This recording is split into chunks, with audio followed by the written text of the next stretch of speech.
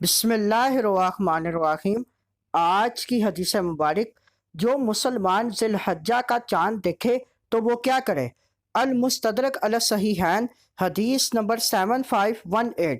ام المؤمنین سیدہ ام سلمہ ہند بنت ابی امیہ رضی اللہ تعالیٰ عنہ سے روایت ہے کہ سیدنا رسول اللہ صلی اللہ علیہ وآلہ وسلم نے فرمایا، جو مسلمان ذی الحجہ کا چاند دیکھے اور وہ قربانی کرنا چاہتا ہو تو قربانی کرنے تک اپنے ناخن اور جسم کے کسی حصہ کے بال نہ کاٹے۔ اس حدیث مبارک میں ترغیب دی گئی کہ جو مسلمان قربانی کرنا چاہتا ہو اس کے لیے مستحب یہ ہے کہ ذی الحجہ کا چاند نظر آنے سے قربانی کرنے تک بال اور ناخن نہ کاٹے۔